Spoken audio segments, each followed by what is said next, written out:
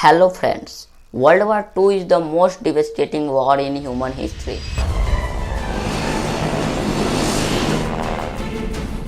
Numerous large cities were left crumbling after this war. London, Tokyo, Hamburg, Berlin. Today, nearly all geopolitical events and international relations can be traced back to this war. Friends, today let's understand World War II in depth. From start to end, what exactly happened, why did it happen, and what was its impact. This is the story of World War II. Ob du glaubst, dass ich fleißig gewesen bin, dass ich gearbeitet habe. It is difficult to track down one single event that sparked the conflict, for ultimately it was a series of events that conspired together to eventually light the flame of war. The world's most hated treaty, the Treaty of Versailles, thus starting World War II in 1939. The whole world is against Hitler and Hitlerism. Let's begin this story. In 1999, the year when World War I ended, a famous peace treaty was signed, known as the Treaty of Versailles. This treaty contained an important clause, Article 231, also called the War Guilt Clause. This clause stated that Germany was responsible for all the losses caused by World War I. Regardless of the countries that participated in the war, Germany was blamed entirely. France and Britain wanted Germany to pay a heavy price for losing the war. They wanted to recover their losses from Germany. As a result, according to the Treaty of Versailles, Germany was told to pay $33 billion in fines to the other countries. In today's money, that would be around $270 billion. This was such a huge amount that Germany made the final payment in 2010, almost 100 years later. You might wonder where this money came from. The answer is Germany's people. Germany made the first payment in 1921, soon after hyperinflation hit Germany. At that time, Germany's currency was the German mark. Its value dropped rapidly. In 1922, in Berlin, a packet of bread cost 160 marks. In 1923, the same bread cost 200 billion marks. This crippled the economy, prices rose too much, and unemployment increased rapidly. In this situation, a new political leader appeared in our story, Adolf Hitler. He was young and a powerful speaker. He knew how to influence people with his speeches. In 1923, Hitler's Nazi party tried to overthrow the German government by staging a coup. This attempt failed, but Hitler's popularity increased greatly. Rumors spread among the people that Germany was humiliated because of anti-national elements living in the country. People were frustrated and easily manipulated. Hitler blamed the Jews and socialists for Germany's disgrace. Over the next 10 years, propaganda was used heavily, the media was controlled, and hate speeches became common. In 1929, the Great Depression made things even worse.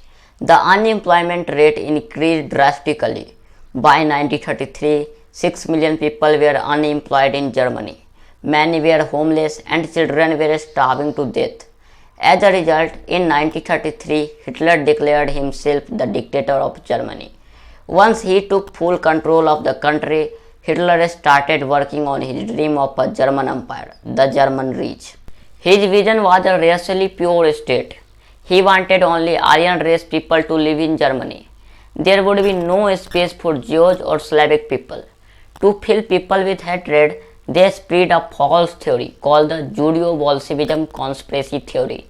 According to this fake theory, the Russian Revolution of 1917 happened because of the Jews, which led to the formation of the Soviet Union. In 1935, the world came to know that Germany had an air force. This might seem normal because every country has an air force, but the Treaty of Versailles had strictly banned Germany from having military power.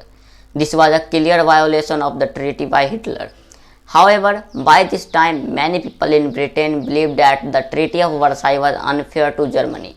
They thought the fine was too larger and that Germany was being treated too harshly. In June 1935, Britain signed the Anglo-German Naval Agreement.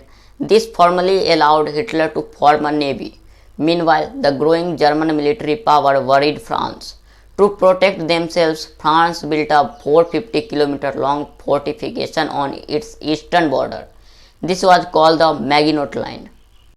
In 1938, Hitler felt his military was strong enough, so he turned his attention to Austria. Hitler wanted all German-speaking countries to unite as one nation. His goal was not just to expand Germany, but also to gain resources for his country. He wanted to give his so-called superior Aryan race to more living space. In February 1938, Hitler met Austrian Chancellor Kurt Schuschnigg and forced him to sign an agreement. This agreement allowed Hitler to place pro-Nazi leaders in the Austrian government. Within a month, Austria was under Nazi control. The Austrian Chancellor realized the danger and decided to ask the people for their opinion through a national vote. But before the vote could happen, Hitler sent his army into Austria. The German military entered Vienna and the Austrian leader resigned to avoid bloodshed. Hitler spread fake news that riots were happening in Vienna and that communists were responsible. Using this as an excuse, Hitler took full control of Austria. There was no war, and many Austrians welcomed Hitler. They believed his false promises and thought he would make their country powerful. After taking Austria, Hitler's next target was Czechoslovakia. There was a region on the border called Sudetenland, where 3 million Germans lived. Hitler claimed that this land belonged to Germany. At this point, the British Prime Minister Neville Chamberlain got involved. He wanted to avoid war at all costs. He thought that if Hitler got what he wanted, he would stop. So in September 1938, the Munich Agreement was signed. The settlement of the Czechoslovakian problem, which has now been achieved, is, in my view, only the prelude to a larger settlement in which all Europe may find peace. According to this agreement, Sudetenland was given to Germany only if Hitler promised not to invade any other country. Hitler agreed. But less than a year, in March 1939, Hitler broke the promise and invaded the rest of Czechoslovakia. This was the first time people fought back, but Germany easily won, and the country was split into two. One part was directly added to Germany. The second part became a puppet state under Nazi rule. This was a huge mistake by Chamberlain. At this time, Winston Churchill criticized him, saying, "You had the choice between war and dishonor. You choose dishonor and you will have war." Hitler's next target was Poland. To take control of Poland, Hitler made a secret deal with the Soviet Union in 1939. At first glance, this seemed strange because Hitler hated communism and the Soviet Union. So why did he do this? The reason was simple. Hitler wanted to invade Poland. The Soviet Union also wanted a part of Poland, so their interests aligned. On 1st September 1939, nearly 1 million German troops started moving towards Poland. They planned to attack from both the north and the south at the same time. The world was shocked. The United Kingdom and France had enough. If Hitler kept attacking one country after another, the next victim could be them. They could not stay silent any longer. The UK gave an ultimatum to Hitler. If Germany attacked Poland, they would declare war. Hitler ignored the warning. As a result, the UK officially declared war on Germany. After this, France, Australia, New Zealand, South Africa and Canada also declared war on Germany. The UK's Prime Minister Neville Chamberlain announced this on the radio. A state of war would exist between us.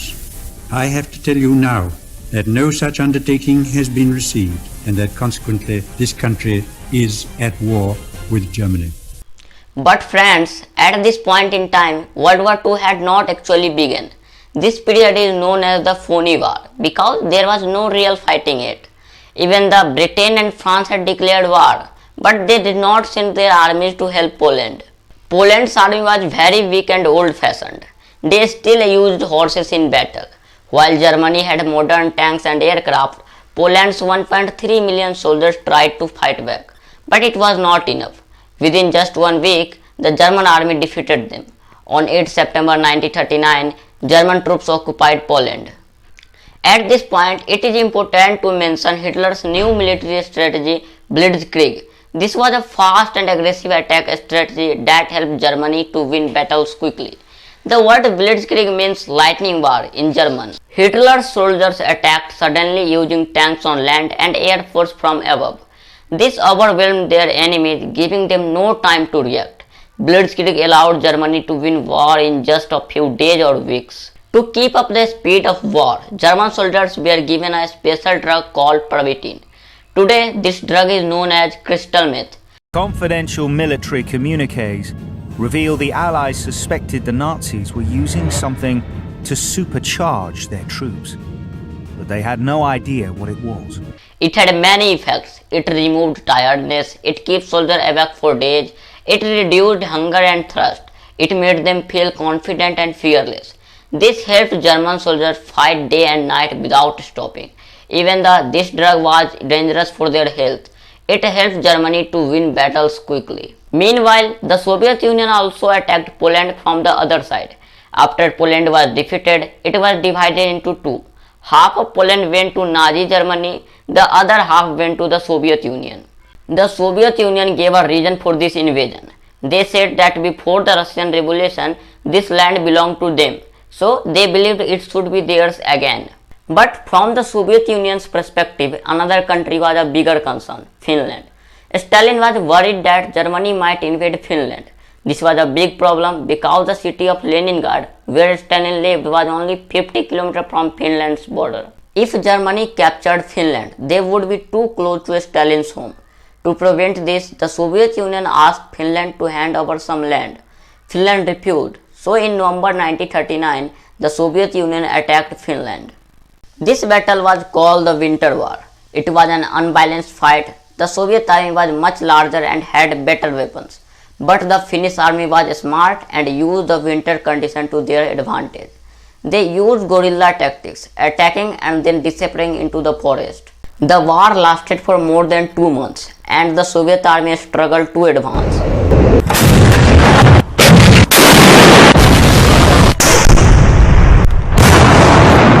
Finally, in March 1940, the Moscow Peace Treaty was signed.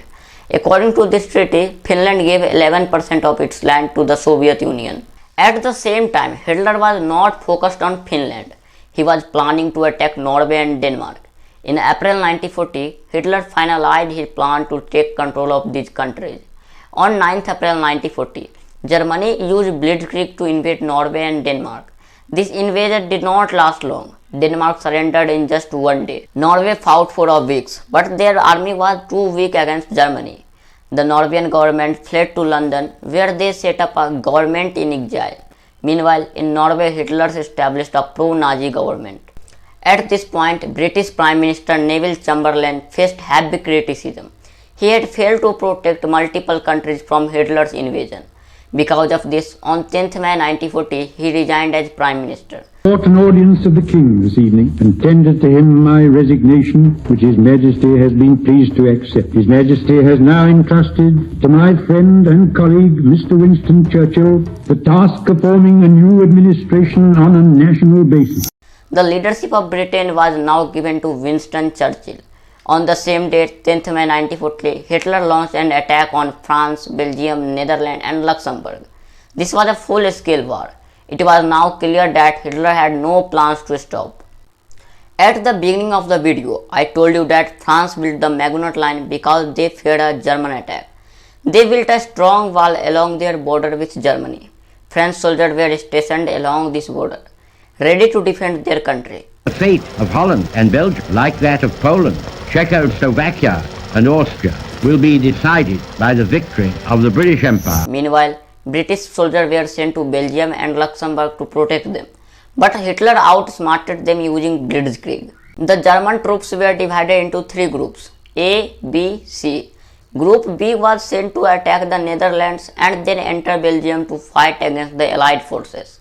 Group C was ordered to attack the Maginot Line, which was France's strong defense wall. This attack was only a distraction. Group A was the master plan. While Group C kept the French army busy, Group A secretly moved through the Ardennes forest and entered France from an unexpected route. The Ardennes forest was a huge forest. French military experts believed that no army could pass through it because it was too dense and difficult to cross. They thought this natural barrier would protect them, but Hitler proved them wrong. He sent over 40,000 military vehicles through the forest and took the French by surprise. On 15 May 1940, they captured the city of Sedan and then moved northward. The British army fighting in Belgium was completely shocked. They never expected such a large force to attack them from behind. Now the British and French soldiers were trapped. The Nazis had surrounded them from three sides. They had only one way to escape, through the sea near the port of Dunkirk. What happened in Dunkirk became a historic event in World War II. Nearly 4 lakh Allied troops were trapped on the beaches of Dunkirk. Now let me explain the terms Allied and Axis powers. The Allies were the countries fighting against Hitler, like the UK, France, and later the USA and Soviet Union. The Axis powers were the countries fighting alongside Hitler, like Germany, Italy, and Japan. At Dunkirk, the situation was very dangerous for the Allies. The Nazi army was advancing quickly toward them. If these 4 lakh soldiers were not evacuated in time, the UK and France could have lost the war completely. The only way to escape was by sea. If the evacuation failed, Britain might have surrendered to Hitler. At this moment, Winston Churchill made a daring decision. On 26 May 1940, the UK launched Operation Dynamo, the largest evacuation in military history. The German army attacked from the land, firing at the troops. The German Air Force Luftwaffe attacked from above, bombing the beaches. Despite these attacks, British ships along with small civilian boats carried out the rescue. By 4th June 1914, nearly 3.5 lakh soldiers were successfully evacuated. However, this evacuation had a huge cost. Most of the Allied military equipment was abandoned.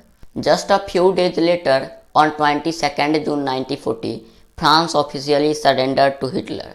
At this time, Italy was ruled by dictator Benito Mussolini. Mussolini formed an alliance with Hitler known as the Pact of Steel. On 10th June 1940, Italy declared war on France and the UK. By July 1940, Hitler had taken control over almost all of Western Europe. Austria, Poland, Denmark, Norway, Belgium, Luxembourg, Netherlands, and France. At this point, only 3 major countries remained in Europe: Germany, Soviet Union, and Britain. Now you might be wondering, what about America? At this time, the USA was not involved in World War II. After World War I, the USA did not want to interfere in European wars. However, if the war stopped at this point, Hitler would have been the clear winner. So, how did the situation change? How did Britain fight back against Germany? We shall fight on the landing grounds. We shall fight in the fields and in the streets. We shall fight in the hills. We shall never surrender! Friends, let's continue this story in part 2 of the video on World War II. Thanks for watching.